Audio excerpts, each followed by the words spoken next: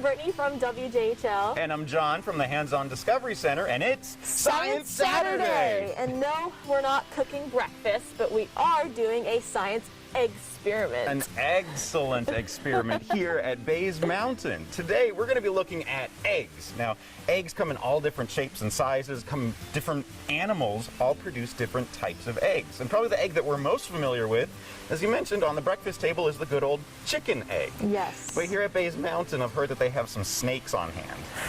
We're not grabbing any snakes. No, okay, we're not. good. We're I was not. making No snakes sure. involved today. But one of the big differences between chicken eggs and snake eggs is one of the minerals in the shell of a chicken egg. It's called calcium carbonate. It gives it that rigid, hard exterior to protect the yolk inside. So for today's experiment, of course, you're going to need some eggs. We're using some vinegar and also some corn syrup for this experiment. Yes, the vinegar is very important because it contains a chemical called acetic acid. And this acid actually chemically reacts with the calcium carbonate in the shell, dissolving it over time. So we're going to take an egg. Here we have just regular chicken eggs. We're going to just gently place them into a glass. And I found if you take a spoon, you can kind of cradle the egg and gently lower it in. Now we're going to take the vinegar, the acetic acid, and submerge or cover the egg entirely. Look, look, look, this is very complicated. From a distance, it doesn't look like much is changing, but up close, what do you see? Bubbles. Bubbles! It is actually forming bubbles around the shell of this egg. The acetic acid is already starting to eat away to dissolve that calcium carbonate. And as it does, it produces these carbon dioxide bubbles. They attach around the shell and will actually start to lift up the egg. So using that same spoon, you may want to just kind of anchor down the egg because this is going to take a little time. This will take not just an hour, not just 2 hours, not 3. No. We're talking overnight. Actually, overnight, you will actually notice that the bubbles will start to stop after a while. As the vinegar has kind of done its job, the bubbles will slow down and eventually stop.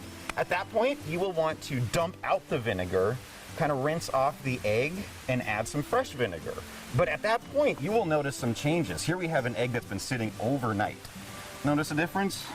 It's squishy. Yes, it is starting to get squishy before and after. You notice some spots where the eggshell has dissolved completely, but it's not done yet. We're not going to wait another hour, another 2 hours, another 3 hours. Another day? A whole nother day. Another day. 48 hours this experiment will take, but when you're done, trust me, it is worth it because you will have these fully naked rubber eggs, and they are squishy and soft, kind of like snake eggs. But these eggs without the calcium carbonate barrier are bouncy. You can take it and bounce it on a table.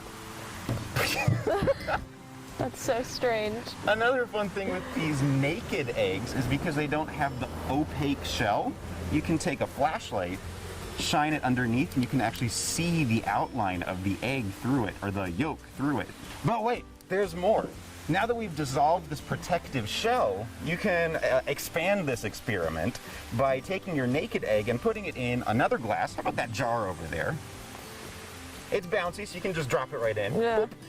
And we're going to cover it this time in Caro syrup. Similar to the vinegar, just cover it up. No need to measure. Perfect. Yum. Breakfast. Oh, vinegar, eggs, and syrup. That's my favorite. After another night's rest, you will notice that your egg, while still clear, will actually have shrunk quite a bit. That's because the Caro syrup is very high in sugar and will actually pull out a lot of the water, a lot of the moisture inside of the egg white through a process called osmosis. Well, thanks for joining us, everyone. And we will see you next time. Bye. Bye.